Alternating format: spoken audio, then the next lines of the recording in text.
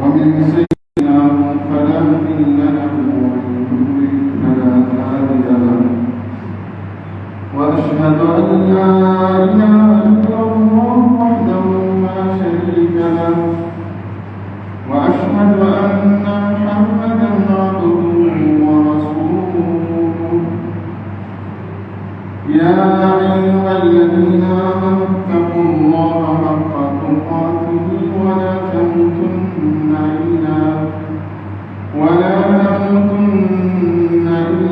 وأنتم مسلمون يا أيها الناس اتقوا ربكم الذي خلقكم من نفس واحدة وخلق منها زوجها وبث منهما رجالا كثيرا ونساء واتقوا الله الذي تساءلون به والأرحام إن الله كان عليكم رقيبا يا أيها الذين آمنوا اتقوا الله وقولوا قولا سديدا يصلح لكم أعمالكم ويغفر لكم ذنوبكم ومن يطع الله ورسوله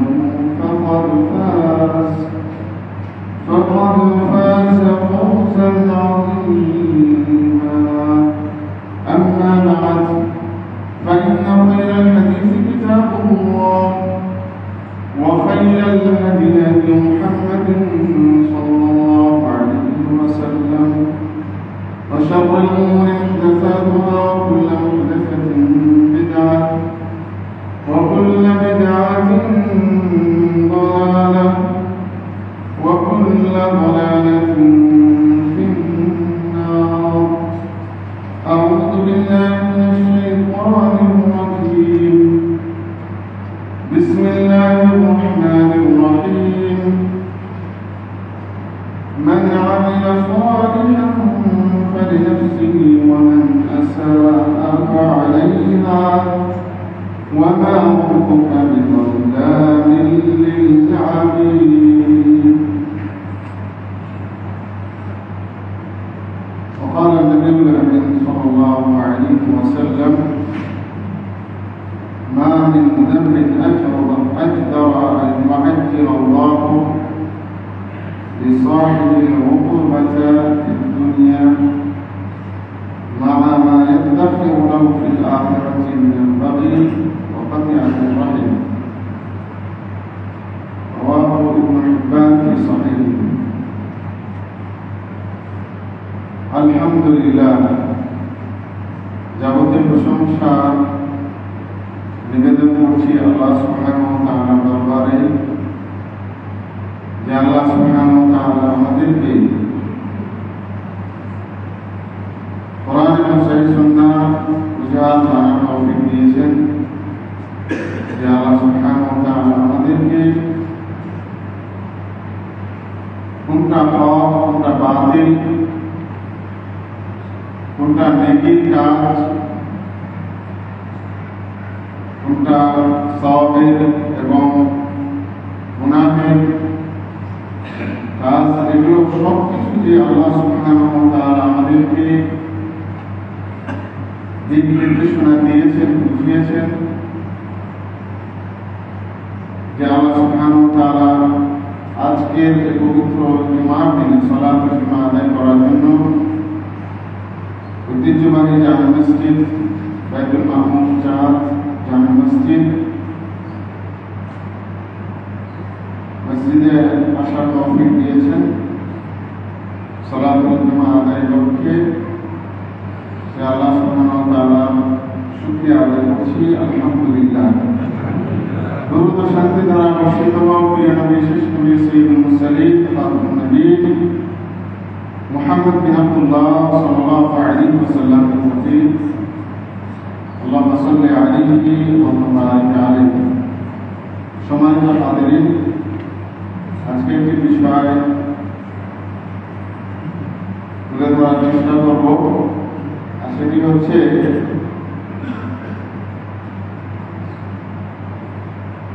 অসংখ্য পাপ অশ্লীলতা যা আমাদের মাধ্যমে হয়ে যায় বা আমরা করি, এই পাপগুলো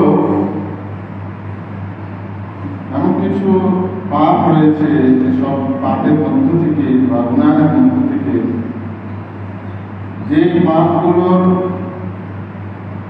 প্রতিদান বা শাস্তি আল্লাহ সুবহানাহু ওয়া তাআলা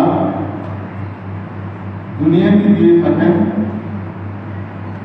এবং সেই সাথে পরকালও দিবেন। সে পাপগুলো কি এটা তুলে ধরার চেষ্টা করব একটা নিয়মে, যেন আমরা উক্ত পাপগুলো থেকে গুনাহগুলো থেকে নিজেদেরকে রক্ষা করতে পারি, দূরে রাখতে পারি এবং আল্লাহ সুবহানাহু ওয়া তাআলা সন্তুষ্টির লক্ষ্যে বেশি বেশি আমল সালেহ করতে পারি। এই লক্ষ্য উদ্দেশ্যকে সামনে রেখে এই বিষয়টি আপনাদের সামনে সংক্ষিপ্ত আকারে তুলে ধরার চেষ্টা করব ইনশাআল্লাহ। ওয়া তাওফীকি ইল্লা বিল্লাহ ওয়া আলাইহি তাওয়াক্কালতু ওয়া ইলাইহি উনীব। সম্মানিত মুসলিম ইকরাম, পাপ বা গুনাহ মানুষ দুই ধরনের হয়ে থাকে। কিছু কিছু পাপ রয়েছে যেগুলো আল্লাহ সুবহানাহু ওয়া তাআলার অধিকারের সাথে সংশ্লিষ্ট, যেমন সালাত আদায় না করা, রোজা না রাখা, হজ না করা, মদ্যপান বা আল্লাহ সুবহানাহু ওয়া তাআলা যেগুলো হারাম করেছেন খাবার, সেগুলোকে করা বা সেগুলো খাওয়া বর্জন করা ইত্যাদি, এগুলো হচ্ছে আল্লাহ সুবহানাহু ওয়া তাআলার অধিকারের অন্তর্ভুক্ত। এসব পাপের শাস্তি আল্লাহ সুবহানাহু ওয়া তাআলা আখিরাতে দিবেন। আরেক প্রকার পাপ রয়েছে যে পাপগুলো আমাদের মানুষের পারস্পরিক সম্পর্কের সাথে সম্পর্কযুক্ত বা মানুষের পারস্পরিক সংশ্লিষ্ট পাপ। এই পাপগুলো আল্লাহ সুবহানাহু ওয়া তাআলা আখিরাতে তো শাস্তি দিবেন, এর নকল শাস্তি হিসেবে আল্লাহ তাআলা দুনিয়াতে দিবেন। কারণ বান্দার হক আল্লাহ সুবহানাহু ওয়া তাআলা ততক্ষণ পর্যন্ত ক্ষমা করবেন না যতক্ষণ না এটা পরস্পরের মাঝে মিটমাট করে নেওয়া যাবে বা পরস্পরের কাছ থেকে ক্ষমা নিয়ে নেওয়া হবে, ততক্ষণ আল্লাহ সুবহানাহু ওয়া তাআলা এটাকে ক্ষমা করবেন না। যদি দুনিয়াতে পারস্পরিক সংশ্লিষ্ট পাপ বা গুনাহগুলো হয়ে থাকে এবং আমরা যদি সেটা জানার পরে একজন আল্লাহর কাছ থেকে ক্ষমা করে নিই, ক্ষমা চেয়ে নিই, তাহলে তো এটা মীমাংসা হয়ে গেল, সে যদি ক্ষমা করে দেয়। আর যদি এই দুনিয়ার জীবনে আমরা এটা করতে না পারি, পারস্পরিক সংশ্লিষ্ট গুনাহ বা পাপ বা অন্যায়ের যদি প্রায়শ্চিত্ত বা পরস্পরের ক্ষমা যদি আমরা না করে দিতে পারি, তাহলে তার শাস্তি আল্লাহ তাআলা এই দুনিয়াতে নকল দিবেন এবং পরকালে তো দিবেন, এবং সেটা অত্যন্ত কঠিন। কঠিন এভাবে যে পরকালে আল্লাহ রাব্বুল আলামিন যার অধিকার যে নষ্ট করেছে, আল্লাহ রাব্বুল আলামিন কিয়ামতের দিন তার কাছ থেকে সেটা কিসাস নেবেন। কিসাস নেবেন বলতে কি, তার আমল, সৎ আমল আল্লাহ রাব্বুল আলামিন ওই জালেমের কাছ থেকে নিয়ে মাজলুমকে দিবেন। এভাবে যার যত এই দুনিয়াতে অন্যায়, পারস্পরিক সংশ্লিষ্ট অন্যায় ঘটেছে, পাপ ঘটেছে, গুনাহ ঘটেছে, হকের বিনষ্ট ঘটেছে, এই অনুযায়ী আল্লাহ রাব্বুল আলামিন ওই ব্যক্তির নেক আমলগুলোকে মাজলুমকে দিয়ে দিবেন। এক সময় দেখা যাবে ওই জালেম ব্যক্তি বা যে হককে নষ্ট করেছে এবং এর মাধ্যমে পাপ সে করিয়েছে, গুনাহ করেছে, এক সময় দেখা যাবে তার আর কোনো নেকি থাকবে না। পরে আরো যদি মুসলিম থাকে তখন ওদের গুনাহগুলো ওই ব্যক্তির ঘাড়ে চাপিয়ে আল্লাহ তাআলা তাকে জাহান্নামে দিয়ে দিবেন। নাউযুবিল্লাহ। অনেক মারাত্মক বিষয়। এটাকে বলা হয়েছে হাদিসে, আল্লাহ নবী সাল্লাল্লাহু আলাইহি ওয়াসাল্লাম সাহাবীদেরকে বলছেন, আতাদুরুনা মাল মুফলিস, সাহাবী তোমরা কি জানো সবচেয়ে হত দরিদ্র ব্যক্তিটা কে, কাকে বলা হয়? সাহাবীরা বললেন যে আল্লাহর রাসূল, আমাদের মধ্যে দরিদ্র তো ওই ব্যক্তি যার নাই টাকা পয়সা, যার কোনো মূল্যায়ন নাই, অর্থকড়ি নাই, সেই তো হলো দরিদ্র। আল্লাহ নবী সাল্লাল্লাহু আলাইহি ওয়াসাল্লাম বললেন, ঠিক আছে এটা দুনিয়াবি দরিদ্র, কিন্তু আসল দরিদ্র কে জানো? দরিদ্র হলো ওই ব্যক্তি যে দুনিয়াতে অনেক নেকির কাজ করেছে, সৎ আমল করেছে এবং তার সৎ আমলের নেকি বা সওয়াবের এক একটা স্তূপ পাহাড় সমপরিমাণ সে করেছে, কিন্তু দুনিয়াতে কি করেছে? কাউকে গালি দিয়েছে, কাউকে হক নষ্ট করেছে, কাউকে জুলুম করেছে, কাউকে অন্যায়ভাবে একটা থাপ্পড় দিয়েছে, মেরেছে, বোনের সম্পত্তি দখলে নিয়েছে, আরেক ভাইকে ঠকিয়েছে, এরকম ধরনের নানান অন্যায় সে করেছে, পাশাপাশি সব আমল করেছে। তারপর আল্লাহ সাল্লাল্লাহু আলাইহি ওয়াসাল্লাম উদাহরণ দিয়েছেন যে দুনিয়াতে যতগুলো মানুষকে সে গালি দিয়েছে, অপমান করেছে, অন্যায়ভাবে সম্পদ কেড়ে নিয়েছে, চাঁদাবাজি করেছে, লুটতরাজ করেছে, বা কাউকে কোনোভাবে কষ্ট দিয়েছে মারার মাধ্যমে বা কোনো কিছুর মাধ্যমে, প্রত্যেকে আল্লাহ আলমের কাছে নালিশ দিলেন। আল্লাহ আলমের তখন যে স্তূপ আকৃতির পাহাড় সম নেকিতে ছিল, একে একে সব মাসলুম ব্যক্তিকে, অত্যাচারী ব্যক্তি, নিপীড়িত ব্যক্তিকে আল্লাহ আলম দিতে থাকে। দেখা যাচ্ছে যে মুসলিম ব্যক্তির শেষ হচ্ছে না, তার নেক আমল শেষ হচ্ছে। এখন সে মুফলিস, সবচাইতে দরিদ্র, অভাবী। আল্লাহ আলমে তখন কি করবেন? ওই ব্যক্তির বাকি যারা আরো দাবিদার রয়েছে, পাওনাদার রয়েছে, নিপীড়িত রয়েছে, মুসলিম রয়েছে, আল্লাহ আলম ওদের সবগুলো গুনাহকে ওই ব্যক্তিকে দিয়ে বলে, তুই যা, এখন যা। নাউযুবিল্লাহ। এটা খুবই ডেঞ্জারাস, মারাত্মক। তো এইরকম অবস্থা যে মানুষ বা বান্দা সংশ্লিষ্ট যে পাপ, এগুলো খুবই খারাপ। এই জন্য কাউকে যদি এরকম আপনি করে থাকেন, কোনোভাবে কাউকে হক আপনি নষ্ট করেছেন, তার যথাসাধ্য দুনিয়াতেই তার হকটাকে আপনি আদায় করে দেবেন, আর না আমি তার কাছ থেকে ক্ষমা চেয়ে নেবেন। মরে গেলে কিন্তু বিপদ খুব বড় ধরনের, কঠিন বিপদ। এই জন্য যদি আপনি কাউকে 10 টাকাও ঠকিয়ে থাকেন, আপনি এটা দিয়ে দিবেন। এখন আপনি বলছেন যে আমি যদি না পাই লোককে, যার হক আমি নষ্ট করেছি কোনোভাবে, এখন আমি বুঝতেছি হ্যাঁ এটা খুবই বড় অন্যায় করেছি, কিভাবে করব?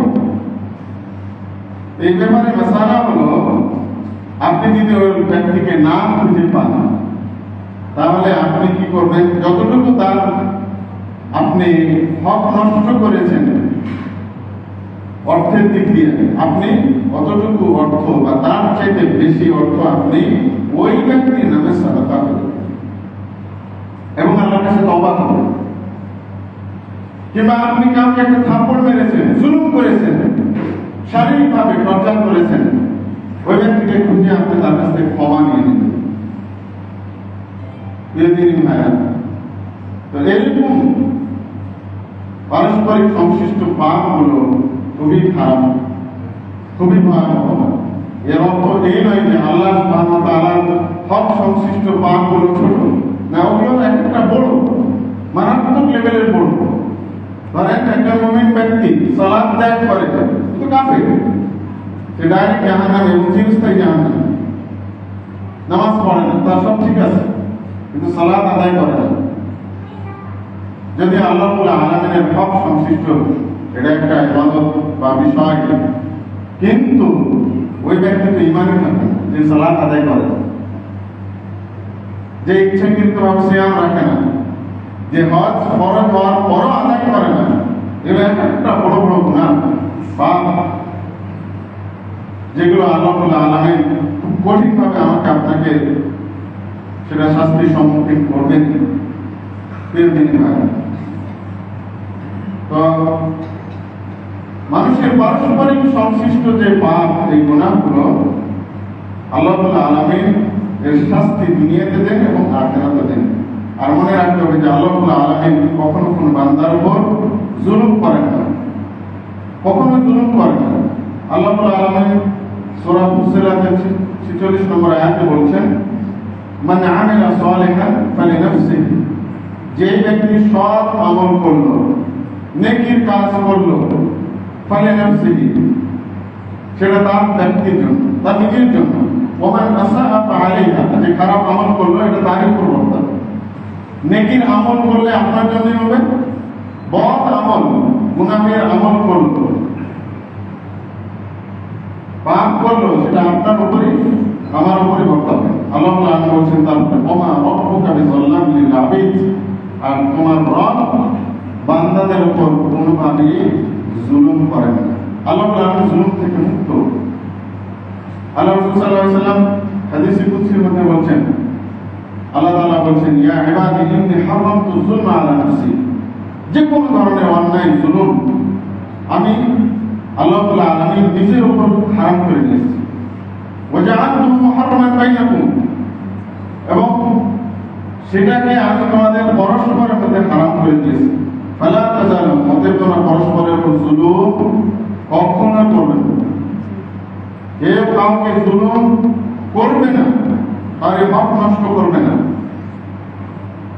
তারপরে আল্লাহ রাসূল সাল্লাল্লাহু আলাইহি ওয়াসাল্লাম অত্যন্ত গুরুত্বপূর্ণ একটি হাদিস, যেটা সহিহ ইবনে মধ্যে এসেছে, মা মিন যামবিন আকদারা আন ইউআজ্জিল আল্লাহু লিসাহিবিল উকুবাতা ফিদ দুনিয়া। আল্লাহ রাসূল সাল্লাল্লাহু আলাইহি ওয়াসাল্লাম বলছেন যে কিছু গুনাহের কাজ রয়েছে, পাপ রয়েছে, যেগুলো আল্লাহ আলামিন যেগুলোর শাস্তি তাড়াতাড়ি দুনিয়াতে দিয়ে থাকেন পাপিষ্ঠ লোককে, মা মায়াসাতুরাহু ফিল আখিরাহ, এবং সেই সাথে তাকে আখিরাতও দিয়ে থাকেন। তারপরে আল্লাহ রাসূল বলছেন, মিনাল বাগি ওয়া ফাতিহাতুর রাহিম, সেটা হচ্ছে কি একে অপরের উপর জুলুম, অত্যাচার, নিপীড়ন। আরেকটা হচ্ছে আত্মীয়তার সম্পর্ক ছিন্ন করা, অর্থাৎ পিতামাতার সাথে খারাপ ব্যবহার এবং ভাই বোনের সাথে খারাপ ব্যবহার, খারাপ সম্পর্ক, এবং এইভাবে আত্মীয় স্বজনের সাথে দুনিয়াবী কোনো স্বার্থে সম্পর্ককে নষ্ট করা। এই দুইটার শাস্তি আল্লাহ আলামিন দুনিয়াতে দিয়ে থাকেন, এবং আখিরাতেও এর শাস্তি আল্লাহ আলামিন দিবেন। প্রিয় দিনী ভাইরা,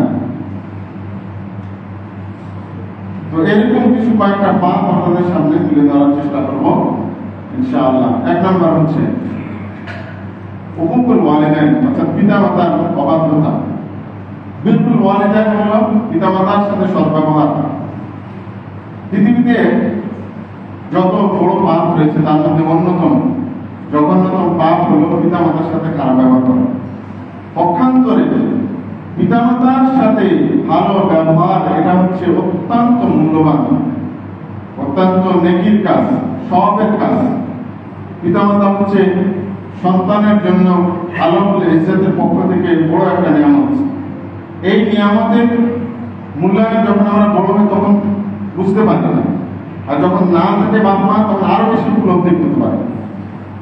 আল্লাহ আলামিন এই জন্য সূরা বনী ইসরাঈলের মধ্যে খুবই স্পষ্টভাবে বলে দিয়েছেন, ওয়াকাদা রাব্বুকা আল্লা তা'বুদু ইল্লা ইয়্যাহু ওয়া বিল ওয়ালিদাইনি ইহসানা ইম্মা ইয়াবলুগান্না 'ইনদাকা আল-কিবার আহাদুহুমা আও কিলাহুমা ফালা তাকুল লাহুমা উফ ওয়া লা তানহারহুমা ওয়া কুল লাহুমা কাওলান কারীমা। আল্লাহ তাআলা বলেন ওয়াকাদা রাব্বুকুম, তোমার রব ফয়সালা করে দিয়েছেন, অর্থাৎ ফরজ করে দিয়েছেন যে তোমরা আল্লাহ ছাড়া আর কাউকে ইবাদত করবে না, আর কাউকে ইবাদত করবে না, আর কাউকে গোলামি করবে না। আর একটা কি ওয়াবিল ওয়ালিদাইনি ইহসানা, এবং পিতামাতার সাথে ভালো ব্যবহার করবে। এটা আল্লাহ বলেছেন আমি এটা ফরজ করে দিয়েছি বান্দাদের।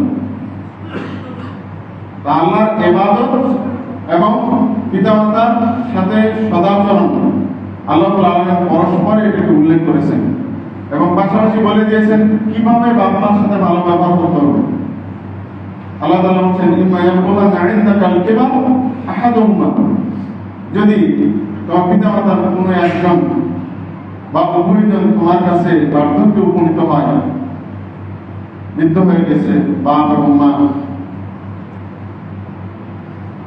ফালা তাকুল লাহুমা উফ, প্রথম কথা হলো যে তুমি কথার মাধ্যমে তাদের সাথে দুর্ব্যবহার করবে।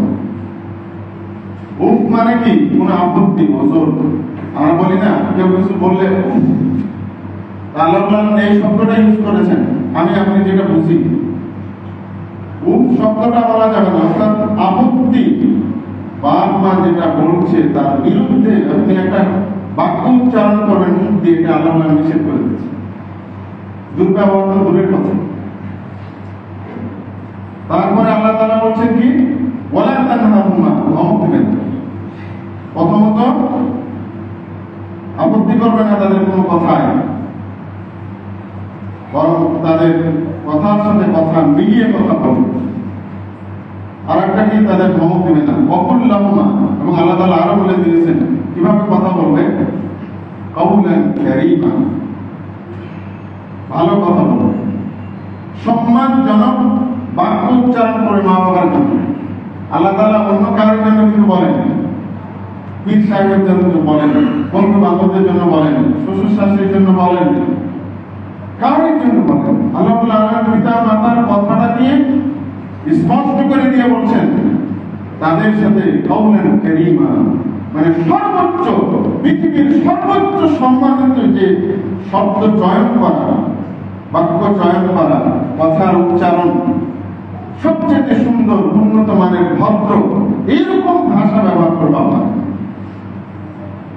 তারপরে আল্লাহ তাআলা কি বলছেন ওয়াখফিদ লাহুমা জানাহা যুল্লি মিনার রাহমা, এবং তোমাদের মমতা ভালোবাসা সর্বোচ্চটা দিয়ে তাদের জন্য কি করবে, তোমার রান্নাটাকে বিছিয়ে দিবে। মমতা, ভালোবাসা, বিনয়তা, বিনয় বলতে সর্বোচ্চ যেটা, এটা তোমার বাপ মার জন্য তুমি বরাদ্দ রাখবে। অকুর রব্বির হামহুমা, এবং পাশাপাশি আল্লাহ শিখিয়ে দিয়েছেন এবং তুমি বলবে তোমার বাপ মার জন্য কি, হে আমার রব ইরহামহুমা, তুমি তাদেরকে দয়া করো, অনুগ্রহ করো, আমার উপায়ানে সাবিলা, যেভাবে আমাকে আমার শৈশবে তারা দয়া করে অনুগ্রহ করে আমাকে অনেক কষ্ট করে লালন পালন করে বড় করেছে। আল্লাহ তুমি আমার বাপ মাকে এভাবে তুমি দয়া করো, অনুগ্রহ করো। এটা আল্লাহ তাআলা বলার কারণ কি, যখন বৃদ্ধ হয়ে যায় বাপ মা, তখন ছোট বাচ্চা হয়ে যায়।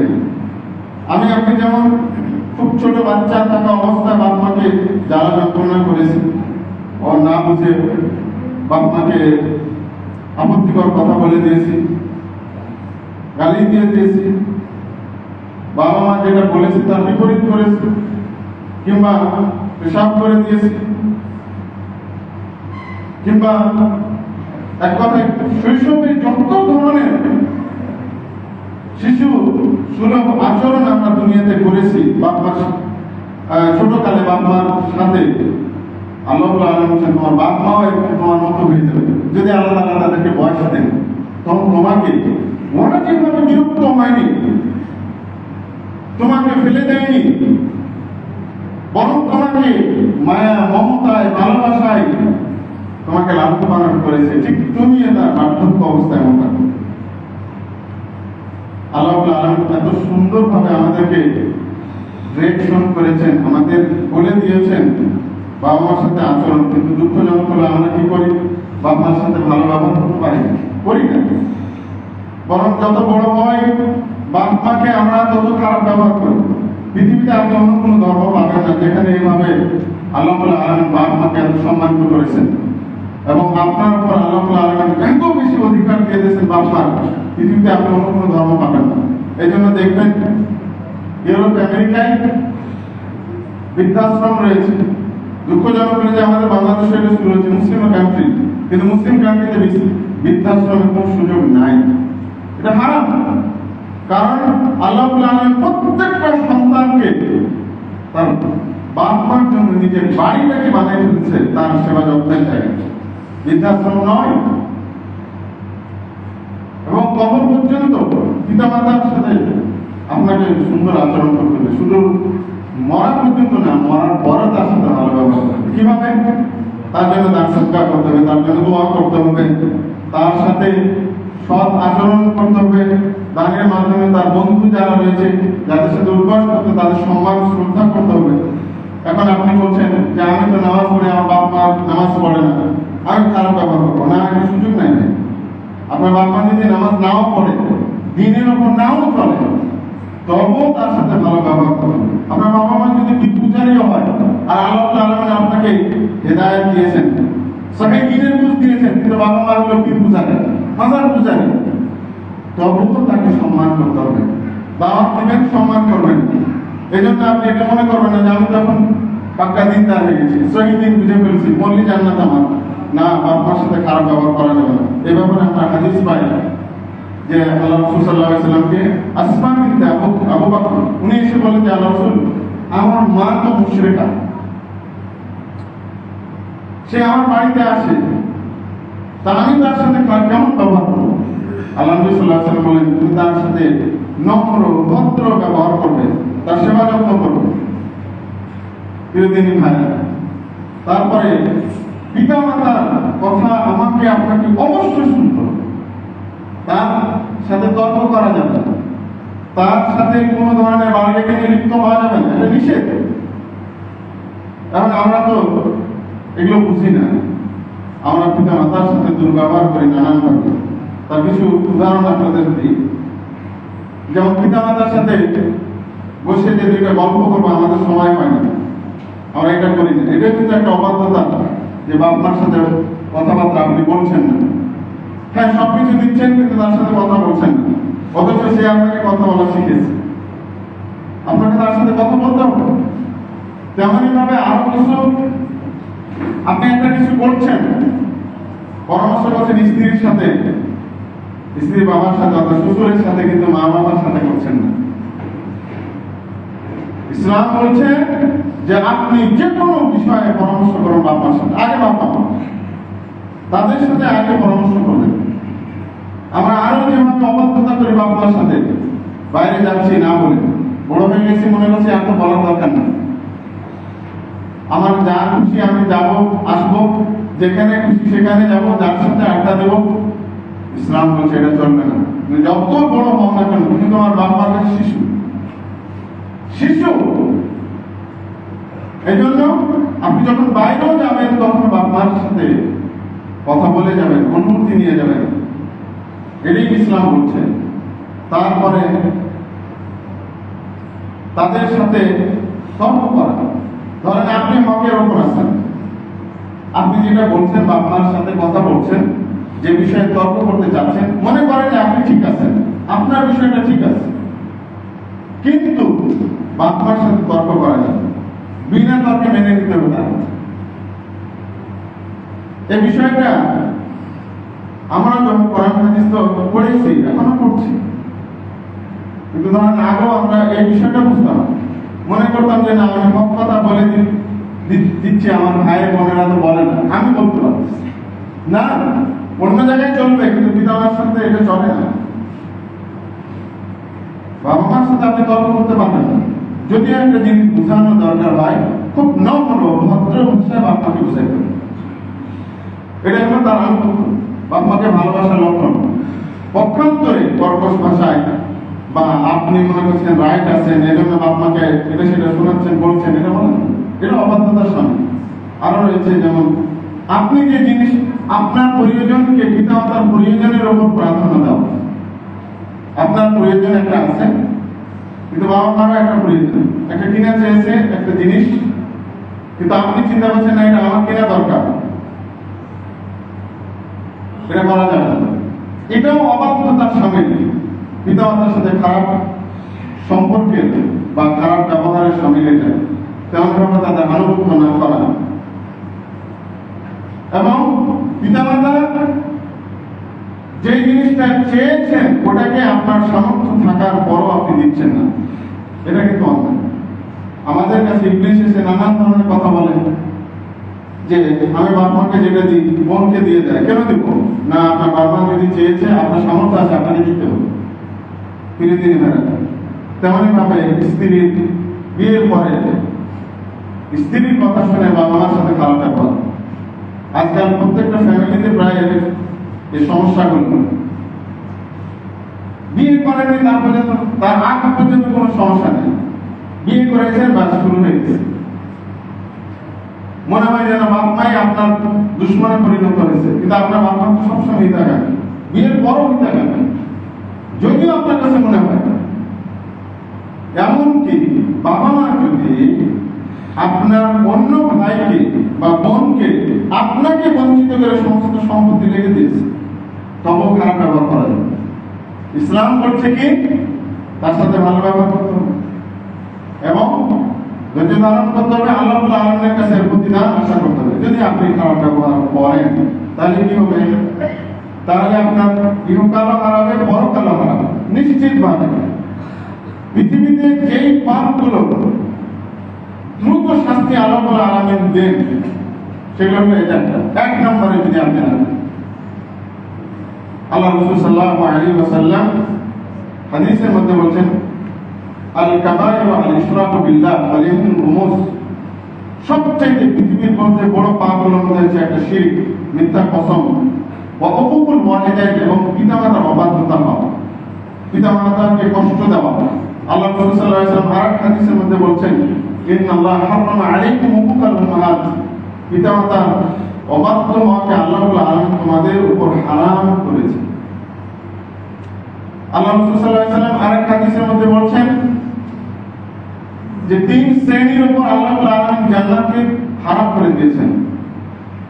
তার মধ্যে এক শ্রেণী হলো ওয়াল আফু লিওয়ালিদাইহি, যেই ব্যক্তি পিতামাতার সাথে দুর্ব্যবহার করে, পিতামাতার সাথে অসদাচরণ করে, কোনভাবে পিতামাতাকে কষ্ট দেয়, ওই ব্যক্তির উপর জান্নাত হারাম। এখন কথা হলো যে হাদিসে এই দুনিয়াতে আমি আপনি কি শাস্তি পাবো? হাদিস কি বলছে? নবী সাল্লাল্লাহু আলাইহি ওয়াসাল্লামের হাদিস কি বলে? এক নম্বর হলো আপনার যেটা ক্ষতি হবে সেটা হবে যে আপনি পিতামাতাকে যদি অসন্তুষ্ট করে, তাদের সাথে দুর্ব্যবহার করে, আপনি মনে করেন যে আমি দুনিয়াতে সাকসেসফুল হবো, এটা হতে পারবে না, কখনো না। পিতা মাতাকে সন্তুষ্ট করে আপনি দুনিয়াবি সাকসেসফুল হওয়ার চেষ্টা করবেন। আল্লাহ রাসূল সাল্লাল্লাহু আলাইহি ওয়াসাল্লাম হাদিসের মধ্যে বলেন, এক নম্বর ক্ষতি বাবা মার সাথে খারাপ ব্যবহার, অর্থাৎ নগদ শাস্তি, সেটা হলো যে অর্থনৈতিক সংকট। পিতামাতার সাথে দুর্ব্যবহারকারী ব্যক্তির রিজিকে কোনো বারাকা থাকে না, বরকত লাভ করতে পারেন না। এমনকি ওই ব্যক্তি ধ্বংস অনিবার্য হয়েছে শুধু পিতামাতার কারণে। আল্লাহ রাসূল সাল্লাল্লাহু আলাইহি ওয়াসাল্লাম হাদিসের মধ্যে বলেছেন, মান সাফারা ইউসাদালাহু ফি রিজকিহি ওয়া ইনসালাহু ফি আজরি ফালায়াসির রাহমাহু, যে ব্যক্তি চায় যে আমার রিজিক আল্লাহ তাআলা বাড়িয়ে দেবে, আমি আরো অনেক সম্পত্তির মালিক হব, টাকা পয়সার মালিক হব, আয় রোজগার করবো বেশি বেশি, আমি বহু টাকা পয়সার মালিক হব, আল্লাহ নবী সাল্লাল্লাহু আলাইহি ওয়াসাল্লাম বলেছেন তার উচিত হবে তার পিতামাতার সাথে ভালো ব্যবহার করা। যদি না করে তাহলে বুঝে নিতে হবে তার রিজিক অবশ্যই ধ্বংস হয়ে যাবে, যা সে ইনকাম করছে সব একদিন শেষ হয়ে যাবে। এই জন্য প্রিয় দিনী ভাইরা, কখনো পিতামাতার সাথে দুর্ব্যবহার করবেন না। আর একটা হচ্ছে আল্লাহ রাব্বুল আলামিনের সন্তুষ্টি থেকে আপনি অনেক দূরে সরে যাবেন, অর্থাৎ আল্লাহর রেজামন্দি বঞ্চিত হবেন আপনি। আল্লাহ রাসূল সাল্লাল্লাহু আলাইহি ওয়াসাল্লাম বলেছেন রিজা রব ফি রিজাল ওয়ালিদাইন, পিতামাতার সন্তুষ্টির মধ্যেই রয়েছে আল্লাহ রাব্বুল আলামিনের সন্তুষ্টি। মনে করেন আপনি দুনিয়াতে বহু আমল করেছেন, সৎ আমল করেছেন, আমালে সালেহ করেছেন, খুব আল্লাহওয়ালা ব্যক্তি, কিন্তু আপনি পিতামাতার সাথে দুর্ব্যবহার করেছেন, মনে রাখবেন যে আল্লাহ রাব্বুল আলামিন আপনার উপর অসন্তুষ্ট। আপনি পাবেন না, আল্লাহর রেজামন্দি পাবেন না। আর আল্লাহর সন্তুষ্টি যদি আপনি অর্জন না করতে পারেন, তাহলে আপনি আমলে সালেহ করেও জাহান্নামে যাবেন। আল্লাহ রাসূল বলেছেন কি রিজা রব ফি রিজাল ওয়ালিদ, পিতামাতার সন্তুষ্টির মধ্যে রয়েছে আল্লাহ রাব্বুল আলামিনের সন্তুষ্টি, পক্ষান্তরে অসন্তুষ্টি রয়েছে পিতামাতার অসন্তুষ্টির মধ্যে। তারপরে হলো বদদুয়া, বড় একটা বিপদ হলো দুনিয়াবি বা আল্লাহ তাআলার পক্ষ থেকে দ্রুত শাস্তি পিতামাতার অবাধ্য হলে, সেটি হলো বদদুয়া। পৃথিবীতে কেউ বদদুয়া দিলে যে আপনাকে লাগবে এটা না, এই মুসলিমে লাগতে পারে, আল্লাহ নবী বলেছেন। কিন্তু বাবা মার বদদুয়া আল্লাহ আল্লাহর কাছে সাথে সাথে কবুল হয়েছে। আমরা যখন কিশোর বয়সে, এটা আমার গ্রামের একটা ঘটনা, আমার খুব ভালো মনে আছে, যে এক ব্যক্তি বাইরে থাকতেন, বিদেশে, বাড়িতে এসেছেন হয়তো অর্থনৈতিক কোন কারণ দিয়ে, স্ত্রীর পক্ষ নিয়ে বাবার সাথে দুর্ব্যবহার করছে, খারাপ ব্যবহার করছে। বাড়িতে যে কয়েকদিন থাকছে বাবার সাথে কথা বলে, অথচ একই আঙিনা একই জায়গায় আছে। ছুটি শেষে চলে যাচ্ছে, ঠিক আমার মনে হচ্ছে এরকম বর্ষা মৌসুমের ঘটনা, কিন্তু বাপ মাকে কিছু না বলে চলে যাচ্ছে। বাপ মাটা একটু মূর্খ, যদি নামাজি মানুষ, উনি কি করলেন, চলে যাচ্ছে ছেলে, বারবার পিছন থেকে ডাকছে, শোনেন। বৃষ্টির মধ্যে সে এভাবে হাত তুলে এমন ভাবে বদদুয়া করে দিল সন্তানের জন্য, ছোট ছেলে, যে আল্লাহ যেন তোর সুস্থ মুখ আর না দেখে। আল্লাহ আলামিন তাকে কবুল করে নিয়েছে। ঠিকই সে বিদেশে গেছে, অল্প দিনের মধ্যে মারাত্মক অসুস্থতা নিয়ে ফিরে এসেছে। এটা আমার প্রতিবেশী গল্প করছে। তারপরে মহিলা তো বুঝে নিয়েছে যে আমার বদদুয়া আল্লাহ মনে কবুল করে নিয়েছে। তারপরে এই মহিলা অনেক দোয়া করেছে আল্লাহর কাছে, কত কান্নাকাটি করেছে, কত দান সদকা করেছে সন্তানের সুস্থতার জন্য, কিন্তু আল্লাহ আর কবুল করে। ওই যে ওটা কবুল হয়ে গেছে, ওই বদদুয়াটা কি আল্লাহ আরো সে আজিমে এটা কবুল হয়ে গেছে, আল্লাহর কাছে গৃহীত হয়ে গেছে। সে অসুস্থ হতে পারেনি, কিছুদিন অসুস্থ থাকার পরে ওই রোগ নিয়েছে মারা। একবার যুবক তরতাজা, প্রিয়দিনী ভাইরা, কখনো বাবা মাকে সন্তুষ্ট করবেন না।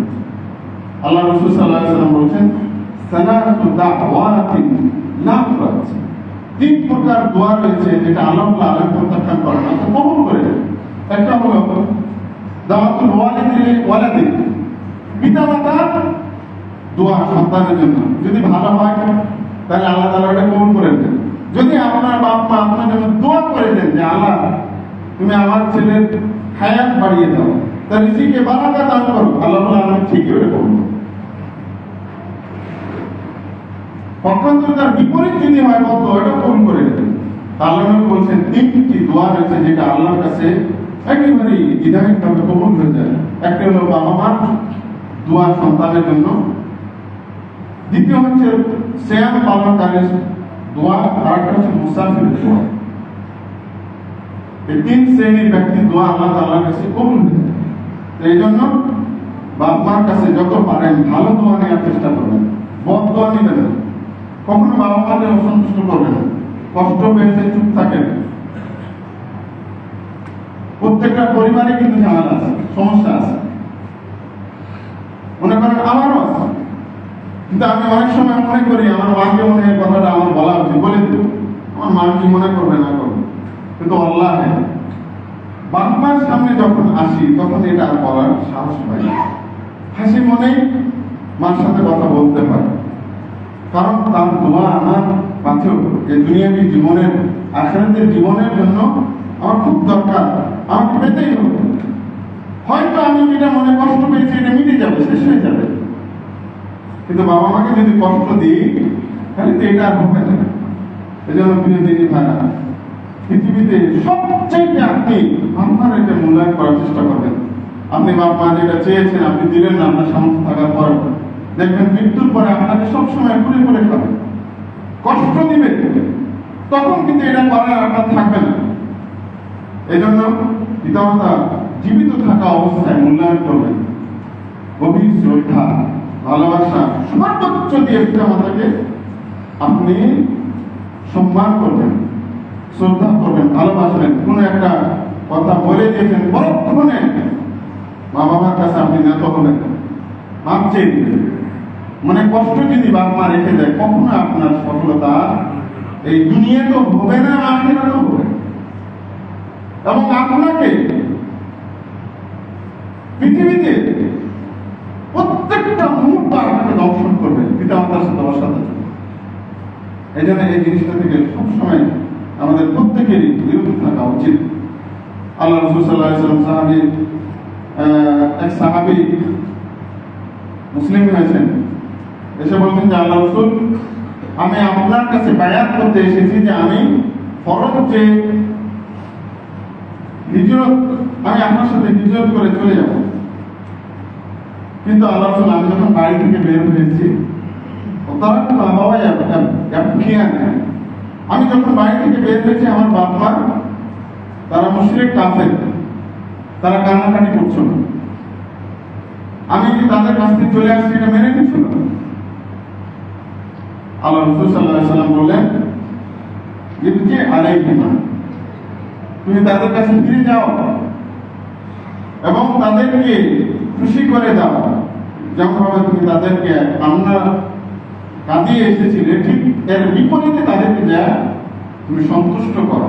কারণ এভাবে হিজরত করার দরকার নেই। তাহলে বাবা মুশরিক হওয়ার পরেও বাবা মা যদি করে তাহলে সেখানে যাওয়া যাবে না। এবং এ ব্যাপারে স্পষ্ট একটা আয়াত আপনাদেরকে শোনাচ্ছি, সূরা লোকমানের 15 নম্বর আয়াত, ওয়া ইন জাহাদাকা আলা আন তুশরিকা বিমা লাইসা লাকা বিহি। আল্লাহ নবী, আল্লাহ তাআলা বলছে, ওয়া ইন জাহাদাকা, তোমার বাপ মা যদি তোমাকে বাধ্য করে যে আমার সাথে শিরক করো,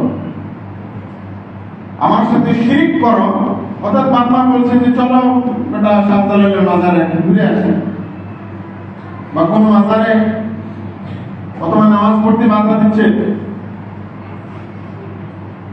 আল্লাহ তাআলা কি বলছেন, ফালা তুতিরহুমা, যদি এরকম হয় শিরক করতে বলছে এটা মানা যাবে না, সালাতে বাধা দিচ্ছে এটা মানা যাবে না। ওয়াসাহিবহুমা ফিদ দুনিয়া, তবে কথা হলো এরা যদি শিরকের কথা বলে, শিরক করতে বলে, নামাজে বাধা দেয়, এই আদেশ পালন করা যাবে না ঠিকই, এর মানে যে রূপ ব্যবহার করে চলবে। আল্লাহ তাআলা বলে দিচ্ছেন, ওয়াসাহিবহুমা ফিদ দুনিয়া মারুফা, দুনিয়ার জীবনে তোমরা কি করবে, তার সাথে সৎ আচরণ করবে, নম্র ভদ্র ব্যবহার করবে বাবার সাথে। তাহলে শিরকের বিপরীতে যদি এরকম হয়, তাহলে আমি আপনি আমার পিতামাতা যারা মুসলিম তাদের কেমন করে কষ্ট দিবেন বলেন? সুযোগ আছে? কোনো ভাবি না। বিরোধী ভাই, এই জিনিসটা কখনোই করবেন না যে আপনার বাপ মা আপনার উপর অসন্তুষ্ট হয়, কোনো ভাবি না। বাপ মা হলো অমূল্য সম্পদ। পৃথিবীতে অন্যের জ্ঞান পূরণ করা যায় কিন্তু বাপ মা করা যায় না। এই জন্য কখনো বাপ মাকে অবমূল্যায়ন করবেন না। আল্লাহ রাসূল সাল্লাল্লাহু আলাইহি ওয়াসাল্লাম বলেছেন, এক সাহাবী এসে আল্লাহ রাসূল সাল্লাল্লাহু আলাইহি ওয়াসাল্লামকে বলছে যে আল্লাহ রাসূল, আমি জিহাদে যেতে চাচ্ছি। আল্লাহ রাসূল বলেন, তোমার বাপ মা কি বেঁচে আছে নাকি, বা তোমার মা আছে? বললো যে আল্লাহ রাসূল হ্যাঁ আছে। আল্লাহ রাসূল বলেন, ফালজিমহা, যাও তার কাছে, ফালজিমহা, তার খিদমত করো, তার সেবা যত্ন করো, তার সাথে সুন্দর আচরণ ব্যবহার করো। ফাইনাল জান্নাতা ইনদা রিজলাইহা, কেননা তোমার বাপ মার বা তোমার মায়ের পায়ের নিচেই রয়েছে তোমার জন্য জান্নাত। সুবহানাল্লাহ। জিহাদের পথ থেকে আল্লাহ ঘুরিয়েছে মা বাবার খিদমতের জন্য। কারণ এটা ফরজে কিফায়া ছিল, ফরজ জিহাদ ছিল না। কিন্তু ফরজ জিহাদের ক্ষেত্রে বাপ মার কথা শোনা যাবে না। ফরজ জিহাদ বলতে বুঝতে পারছেন? যদি আমেরিকা হামলা করে কিংবা ভারত আমাদের শত্রু রাষ্ট্র সবসময় তো আমাদের হামলা করার হুমকি দিচ্ছে না, আমরা তো খুব ভালো করে জানি যখন তখন হুমকি দেয়, একদিনের মধ্যে দখল করে দেয়। যদি এরকম কখনো হয় তাহলে আমার আপনার সবার উপর জিহাদ ফরজ। কথাটা বুঝেছেন? জিহাদ কিন্তু একটা ইবাদত, এটা ভুল ভাবে আমরা ব্যাখ্যা করে বুঝি না। কোন কাফের যদি রাষ্ট্র আমার আপনার উপর হামলা করে তাহলে তখন সবার উপর জিহাদ ফরজ। এটা কিন্তু কোরআনের একটা বিষয়, ইসলামের একটা বিষয়। এরকম অবস্থা হলো পিতামাতার সাথে আপনার ভালো ব্যবহার করতে হবে। যদি ফরজে কিফায়া জিহাদ আপনার দরকার নেই, সরকার বলছে লাগবে না, তাহলে আপনি পিতামাতার সাথে তার সেবা যত্ন করবেন, ভালো ব্যবহার করবেন, সুন্দর ব্যবহার করবেন। তো পিতামাতা হলে এত বেশি মূল্যবান, এত বেশি দামি। আল্লাহ রাসূলকে সাহাবী বলেন, ইয়া রাসূলুল্লাহ মান আহাক্কুন নাস বিহুসনি সাহাবাতি। আল্লাহ রাব্বুল আলামিনের নবীর কাছে এক সাহাবী এসে বলছেন, আল্লাহ নবী, পৃথিবীর সকল মানুষের মধ্যে কোন সে ব্যক্তি যার সাথে আমার ভালো ব্যবহার করা উচিত, কে বেশি হকদার? আল্লাহ রাসূল সাল্লাল্লাহু আলাইহি ওয়াসাল্লাম বলেন, উম্মুক। ক্বালা সুম্মা মান? ক্বালা উম্মুক। ক্বালা সুম্মা মান? ক্বালা উম্মুক। আল্লাহ রাসূল তারপরে কে? আল্লাহ রাসূল বলেন তোমার মা। তারপরে কে? তোমার মা। তারপরে কে? আল্লাহ রাসূল তোমার পিতা। মার মর্যাদা, কারণ সন্তানরা মার সাথে বেশি দুর্ব্যবহার করে। মা একটু নরম হয়ে থাকে, বাবা একটু গরম হয়ে থাকে, যত রাগ জেদ সবকিছু সন্তান ঝাড়ে কারণ মার। এই জন্য আল্লাহ রাব্বুল আলামিন বলছেন, না এটা করা যাবে না, তার সাথে ভালো ব্যবহার করতে হবে। কারণ তোমার মা তোমাকে 10 মাস 10 দিন পেটে ধারণ করেছেন, কত কষ্ট করে তোমাকে লালন পালন করেছেন।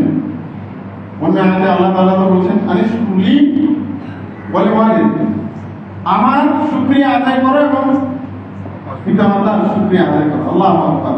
আল্লাহর শুকরিয়া সাথে পিতামাতার শুকরিয়া।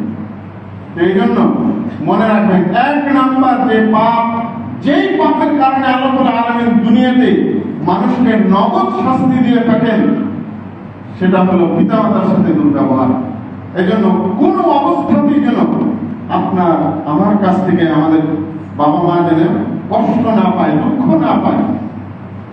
সব সময় সৎ ব্যবহার, সর্ব অবস্থায় পিতার সাথে সৎ আচরণ আমাদেরকে অবশ্যই করতে হবে। এটা ফরজ। এটা কি ফরজ? বাবা মার সাথে সৎ আচরণ এটা হলো ফরজ। তো সুতরাং এরকম অন্যায় থেকে আমরা পাপ থেকে বেঁচে থাকবো। আর একটা পাপ যেটা নগদ শাস্তি আল্লাহ তাআলা দুনিয়াতে দিয়ে থাকেন, সেটা হলো কি অশ্লীলতা বা জেনা ব্যভিচার। জেনা ব্যভিচার বা অশ্লীলতাকে যদি জড়ায় তাহলে তার নগদ শাস্তি দুনিয়াতে। আল্লাহ রাসূল হাদিসের মধ্যে বলছেন, লাম তাযালিল ফাহিশাতু ফি কওমিন قد حتى يعلن بها إلا فيهم الطاعون والأوجاع। যখন কোন সমাজে ছড়িয়ে পড়ে অশ্লীলতা, বেহায়াপনা, নির্লজ্জতা, জেনা, ব্যভিচার, তখন আল্লাহ রাব্বুল আলামিন ওই সমাজের মধ্যে আল্লাহ রাব্বুল আলামিন মহামারীর রোগ এবং এমন রোগ ব্যাধি যেগুলো আগে মানুষ জানত না, এই রোগ ব্যাধিতে আল্লাহ রাব্বুল আলামিন এই দুনিয়াতে নগদ শাস্তি দিয়ে থাকেন। সুতরাং যারা জেনা ব্যভিচারে জড়িত, এদের দেখবেন নানা ধরনের অসুখ বিসুখ অনিবার্য, এটা হতেই হবে। জেনা ব্যভিচারে যে ব্যক্তি লিপ্ত হয়েছে তার দুনিয়াতে কিছু শাস্তি রয়েছে। যদি বিবাহিত হয় তাহলে তাকে মৃত্যুদণ্ড, আর কোন বাঁচার অধিকার নেই। আর যদি অবিবাহিত হয় 100 দোকরা এবং 1 বছরের জন্য এলাকা থেকে বিতাড়িত হয়। এটা হলো ইসলামের শাস্তি, নগদ শাস্তি। কিন্তু আমাদের তো এই ঈমান নাই। যেমন আয়েশ বিন মালিক রাদিয়াল্লাহু আনহু আল্লাহর রাসূলকে এসে বলছেন, যে আল্লাহর রাসূল, আমি এমন একটা পাপ করেছি যেই পাপের শাস্তি আমার উপর আপনার কার্যকর করা আবশ্যক হয়েছে। আল্লাহর রাসূল বললেন, কি এমন পাপ করেছে? সে নানানভাবে বুঝায় বলে। কয়েকবার করে বললেন, আল্লাহ নবী ওর সাক্ষ্য বা কথা গ্রহণ করছিলেন। চতুর্থবার যখন সে বলল যে আল্লাহ রাসূল আমি জিনা করেছি, আপনি আমার উপর হদ কায়েম করেন, শাস্তি।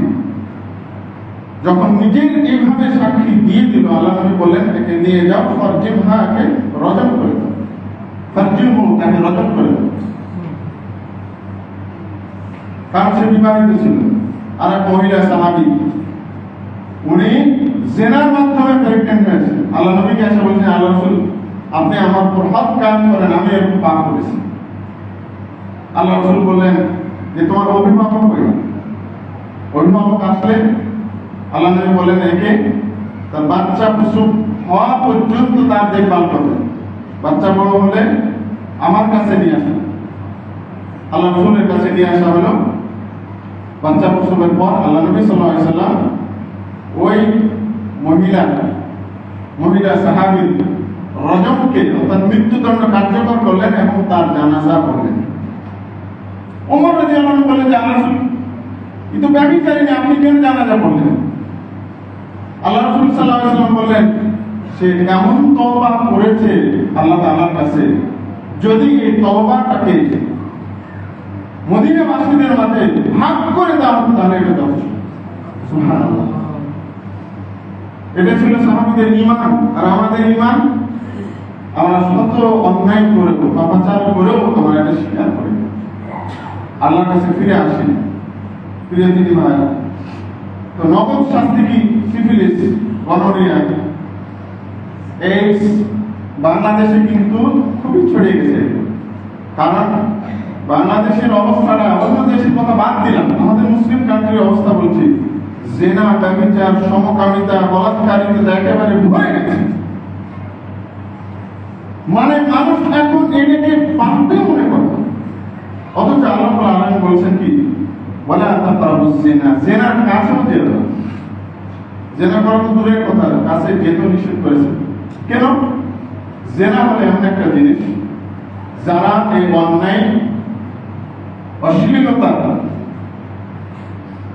কাছে চলে গেছে, অর্থাৎ ব্যভিচারে লিপ্ত হয়ে গেছে, আল্লাহ রাব্বুল আলামিন তাকে নগদ শাস্তি দেন। একটা হলো অর্থাৎ যেটা আল্লামা ইবনুল কাইয়্যিম জাওযী রাহমাতুল্লাহ আলাইহি বলেছেন যে এক নাম্বার তাকে আল্লাহ তাআলা শাস্তি দেন এই দুনিয়াতে, সেটা হলো মানসিক টেনশন আল্লাহ তাআলা তার মধ্যে ঢুকে দেন। এজন্য যারা ব্যভিচারে জড়িত তারা কিন্তু ভালো থাকে না। মানসিক টেনশনকে তাকে এমন ভাবে ধরে ফেলেন যে সে সেখানে বাঁচার আর উপায় পায় না। দ্বিতীয় শাস্তি হলো অপমান, অপদস্থতা। জেনে গেলে তো অপমান অনিবার্য। আর যদি বিবাহিত হয়, অপমান হয় স্বামী, অপমান হয় শ্বশুর, অপমান হয় নিজের পিতা মাতা, অপমান হয় নিজের সমাজ, আত্মীয় স্বজন। এই জন্য বিবাহিত ব্যক্তির বেশি বড় শাস্তিকে ইসলামের মধ্যে। তৃতীয় যেটা শাস্তি সেটা হলো দারিদ্রতা। যারা জেনা ব্যভিচারে জড়িত তাকে দারিদ্রতা অবশ্যই ধরে ফেলবে। কারণ যে সম্পত্তি রয়েছে অন্যায় কাজে সে খরচ করে ফেলেছে। এই জন্য দারিদ্রতা তাকে দ্রুত ধেয়ে আসে এবং পেয়ে বসে। আরেকটি হাদিসের মধ্যে আরেকটা নগদ শাস্তি দুনিয়াতে পাওয়ার, সেটি হলো কি রিবা বা সুদ। যারা সুদ খায়, সুদ দেয়, সুদের ব্যবসা করে, সুদের সাথে জড়িত কোনোভাবে, আল্লাহ রাব্বুল আলামিন এদেরকে দুনিয়াতে শাস্তি দেন। আল্লাহ তাআলা বলেছেন ইয়ামহাকুল্লাহু রিবা ওয়া ইউরবিস সাদাকাত। আল্লাহ রাব্বুল আলামিন সুদকে ধ্বংস করেন। মানে কি? যারা সুদের সাথে জড়িত তাদের সম্পদকে আল্লাহ রাব্বুল আলামিন ধ্বংস করবেন, দুনিয়াতে ধ্বংস করবেন। সে একদিন না একদিন ফকির হবেই হবে, যাতে শুধু ব্যবসা করে সে বড় লোক হবে না, হয়তো সে ফকির হবে না, তার সন্তান হবে না, তার সন্তানের সন্তান হবে, কিন্তু তার এই সুদ কেন্দ্রিক অর্জিত সম্পদ অবশ্যই ধ্বংস হবে, কোনো সন্দেহ নেই, নিশ্চিত ভাবে। এবং পাশাপাশি কি আল্লাহ রাব্বুল আলামিনের শাস্তিকে এই ধরনের প্রকৃতির লোকের অপরাধীরা অবধারিত করে। আল্লাহ রাসূল সাল্লাল্লাহু আলাইহি ওয়াসাল্লাম এক হাদিসের মধ্যে বলছেন মা যাহারা রিবা ওয়া জিনা, জিনা এবং সুদ ফি কারিয়াতিন, যে জনপদে ছড়িয়ে পড়ে, ব্যাপক হারে ছড়িয়ে পড়ে। মোটামুটি আমরা সবাই জড়িয়ে গেছি। ঘরে ঘরে সুদের ব্যবসা, সুদের লেনদেন এবং জেনা, ব্যভিচার, এটা এমন ভাবে ছড়িয়ে গেছে। আল্লাহ নবী বলছেন, মা যাহারা রিবা ওয়া জিনা ফি কারিয়াতিন, কোন জনপদে যখন জেনা, ব্যভিচার ব্যাপক হারে ছড়িয়ে পড়ে, তখন আল্লাহ আলামিন কি বলেন, ইল্লা আযান আল্লাহু বিল্লাহিহা। তাহলে আল্লাহ আলামিন বলছেন যে তখন ওই জনপদকে আল্লাহ আলামিন ধ্বংস হয়ে যাওয়ার নির্দেশ জারি করেন, ধ্বংস করে দেওয়ার নির্দেশ জারি করেন। আল্লাহ রাসূল সাল্লাল্লাহু আলাইহি ওয়াসাল্লাম আরেকটি হাদিসের মধ্যে বলছেন, যারা সুদ এবং জেনার সাথে জড়িত, এরা কি করে, নিজেদের উপর আল্লাহ আলামিনের শাস্তিকে অবধারিত করে। নাউযুবিল্লাহ। এই হচ্ছে আমাদের অবস্থা। তো সুদ বলেন, জেনা বলেন, দুর্ভাগ্যক্রমে আমাদের সমাজে, মুসলিম সমাজে 90% মুসলিম সমাজে একবারে ব্যাপকভাবে ছড়িয়ে গেছে। কোনো না কোনো ভাবে এটাতে জড়িত। সুদের কারবারের সাথে হয় নিজে খায় বা নিজে দেয় স্বেচ্ছায়। বাংলাদেশের যতগুলো সমিতি দেখবেন সব এগুলোতে জড়িত। বেশিরভাগ ব্যাংকিং খাত পুরাটাই নির্ভরশীল এটার উপর। মানে এটা এমন ভাবে ছড়িয়ে গেছে যা বলা ভালো, এটাকে রুখা খুব মুশকিল। অথচ আমরা মুসলিম সমাজ সুদ খাওয়া আল্লাহ তার রাসূলের বিরুদ্ধে যুদ্ধ করা শামিল না? সুদ খাওয়া কি নিজের মায়ের সাথে জেনা করার মতো অপরাধ না? তারপর আমরা এটা করছি, চোরের চাইতে, চুরির চাইতে বড় অপরাধ না? অবশ্যই। কিন্তু আমরা চুরি করলে কেউ পায় না, পিটায়, কিন্তু ঘরে ঘরে সুদ, এটাকে আমরা কিছু মনে করি না, সম্মান করি। কারণ কাঁচা টাকা তো অনেক উপকারী জিনিস। যে যত এটা উপার্জন করতে পারে, পরিবার তত ফেলে উঠে উঠে, সে তত টাকাওয়ালা হয়, সে তত অর্থশালী হয়। এটা আমরা দেখি। কিন্তু মনে রাখবেন, নগদ শাস্তি হলো এই ব্যক্তি অবশ্যই ধ্বংস হবে এবং বিকারগ্রস্ত হবে। আল্লাহ তাআলা কোরআনে মধ্যে বলেছেন, যারা সুদের লেনদেন করে এরা ইয়াতাসাব্বাতু শাইতানু মিনাল মাস, যেন ইবলিস তাকে স্পর্শ করেছে। এজন্য এরা শান্তি পায় না, পারিবারিক শান্তি নাই। এদের পারিবারিক শান্তি থাকে দুই মারা। তো সুদ এবং জেনা হলো এত জঘন্য দুইটা অপরাধ, যারা করে এরা তাদের অপরাধের মাধ্যমে যেই জনপদে, যেই দেশে, যে সমাজে বসবাস করে, ওই সমাজ, ওই জনপদকে ধ্বংস করার জন্য আল্লাহ রাব্বুল আলামিনের আযাবকে, শাস্তিকে সে অবধারিত করে। নাউযুবিল্লাহ। আরেকটি হলো জুলুম। কে কারো পর্যন্ত জুলুম করে, যদি এটা আগে কথা বলেছি, তাহলে আল্লাহ শাস্তিমান কার্য। জুলুম অনেক ভাবে করে, কাউকে মারার মাধ্যমে, কারো হক নষ্টের মাধ্যমে। আরেক প্রকার জুলুম হলো কাউকে ঠকানোর মাধ্যমে, ওজনে কম দেওয়া, ভেজাল মিশ্রিত করা, এগুলো কিন্তু জুলুম, অন্যায়। এগুলো আমাদের ব্যাপকভাবে ছড়িয়ে গেছে, আর কিছু মনে করি না। যত দেখবেন ব্যবসায়ী আর যত ডিজিটাল মিটার দেখবেন, মাপ যন্ত্র দেখবেন, ভেজাল আছে। তো পুরা আমাদের বাংলাদেশের সেক্টরটা একেবারে, বিজনেস সেক্টরটা ভরে গেছে। সবই তো ভরেছে, বিশেষ করে এটাতে দেখবেন। কিন্তু এটা আমরা মেনে নিয়েছি, আমাদের মধ্যে সামাজিককরণ হয়ে গেছে বলা যেতে পারে। এটা কিছু মনে করি না। এই জুলুম গালা যখন ব্যাপকভাবে ছড়িয়ে পড়ে এবং মানুষ নিমজ্জিত হয়, আল্লাহ রাব্বুল আলামিনের শাস্তি তখন অবধারিত হয়েছে। আল্লাহ তাআলা বলেছেন, ওয়ালা তাহসাবান্নাল্লাহা গাফিলান আম্মা ইয়া'মালুয যালিম। জালিমরা যে জুলুম করে, এই ব্যাপারে আল্লাহ রাব্বুল আলামিন কি গাফিল নন, বেখবর না। তিনি ঠিকই খবর রাখেন কে কি করে, ওটা আল্লাহ রাব্বুল আলামিন নোট করে রাখেন, তার কিরামান কাতিবিন লিখে রাখেন, শাস্তি মনে পাচ্ছে। আরেকটা অন্যায়, যেই পাপের বা অন্যায়ের শাস্তি আল্লাহ রাব্বুল আলামিন দুনিয়াতে দেন, সেটা হলো কি, কারোর কাছ থেকে ঋণ নিচ্ছেন না দেওয়ার বিনিময়ে। ঋণ বাংলাদেশের দেখবেন বড় বড় শিল্পপতি টাকাওয়ালা দেখবেন বেশিরভাগই ঋণ খেয়ানতকারী, দুর্নীতিবাজ, ব্যাংক লুটেরা। দেখতে পাচ্ছেন না, এই যে নির্বাচনে যারা মোটামুটি সচেতন সবাই তো জানেন, কদিন আগে যে নির্বাচন হলো, 1-2 কোটি না, কয়েকশো কোটি টাকা এক একজন ব্যক্তি ঋণ খেলাপি করে আছে। মানে কি, ব্যাংক থেকে সে ঋণ নিয়েছে এই নিয়তে যে সে আর ফিরে দিবে না। আল্লাহ আলামিন এদেরকে দুনিয়াতে অবশ্যই শাস্তি দেন।